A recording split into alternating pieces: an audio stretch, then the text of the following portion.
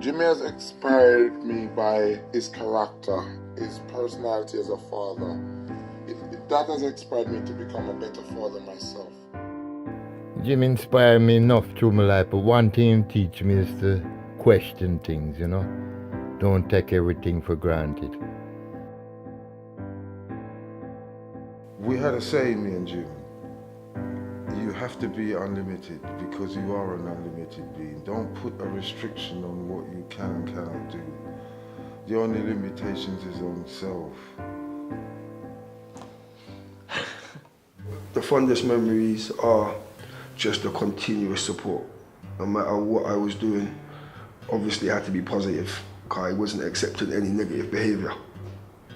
I can remember my dad dancing through the house singing certain times, especially on a Sunday morning. Whenever he used to come back from work on our road, down the other end doesn't really lead to anywhere, so he'd always used to reverse his car down the road to park his car. So whenever he used to look out the window, see a car reversing down the road, you'd think, what's going on? But you'd be like, okay, that's Uncle Jimmy's parking his car, he's home now, so yeah.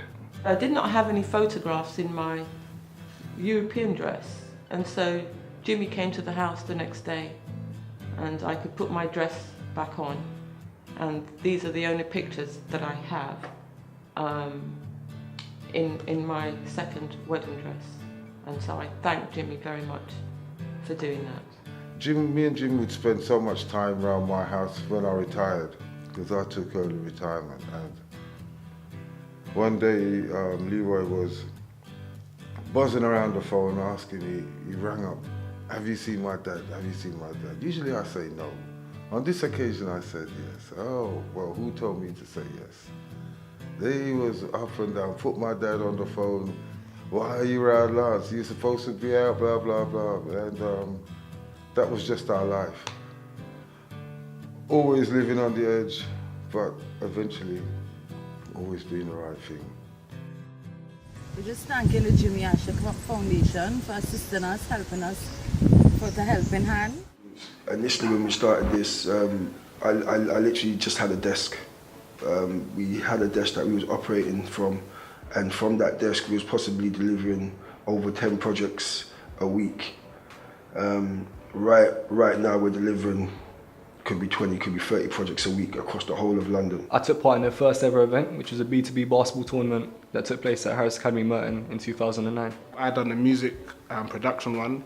If you're into DJing, you probably could have done a DJing one. I've seen them do basketball tournaments for people that like basketball, football tournaments for people that like football. So yeah, as long as you have something that you like, you want to focus on, there's an opportunity there for you.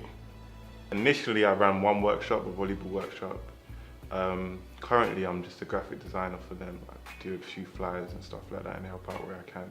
Anything that involves engaging young people and helping especially underprivileged young people from our community, then I'm all for it. A lot of children who not only are culturally lost nowadays, but they're socially lost as well. So they're not contributing socially to society because they have no cultural identity. They cannot fit in and they choose not to fit in, and they don't know. When you don't know who you are or where you come from, you have no idea where you're going to. So in that respect, this is something that fuels our passion to keep on doing what we're doing. I worked in Wandsworth for an autistic community centre, and those kids there, we developed a really strong bond over the sessions I did. I worked for 4 sessions over a month. When I started there, all the parents and the teachers were basically saying that I'm crazy for trying to do a workshop teaching these kids how to make salads because none of them like it. By the end of the workshop, everyone's eating it, they're interested about what I'm doing, and they're actually telling facts to their parents that their parents didn't even know about. So all in all, for me, that was a win-win right there. I'm really optimistic with Jimmy Foundation that they will find avenue to install some of the things that we are looking for, like computer, to learn them computer skills, sewing, handcraft, masoning, just skills that they can able to look after themselves. But when you give them education, they will have the power, because education is power. I think the Jimmy Asher Foundation emphasises daddy completely. You know, them ones in terms of helping hands for young people. that's definitely Daddy, although it's all people. I've seen kids that's come into this thing from different kind of backgrounds, not so positive, and for instance taking a sport and like boxing, whatever it is, basketball, and it takes a positive effect on their life. Well, before that it was hard because after the war and the Ebola, some people has actually lost hope. But with Jimmy actually functioning now in Sierra Leone, helping at least to upgrade the new school that will come into force, that will be opened by the end of this year or next year.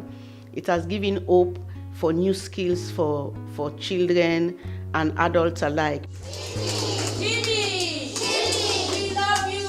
We love you! Jimmy, we love you! Jimmy, we love you! Shout! Jimmy would be most proud because Jimmy always encouraged young people to maximize their attainment levels. There's always a great emphasis on the team. So with the team is getting stronger, it's getting bigger. With the team, then everything's possible and anything's possible. For his legacy to continue in this way could only be positive. And so therefore, Jimmy Asher will never die because of it. Tafari Samuel. Matthew Rose. Nicholas Hudson. Marcia Riggs Samuel. Lance Murray. Ira Ishmael Malik Kati. Zainab Din. Temiscan Gebri Medin Samuel. Daniel Jerome Gale. Leroy Jeremiah Ajuma May. Joseph Elijah Ajuma May.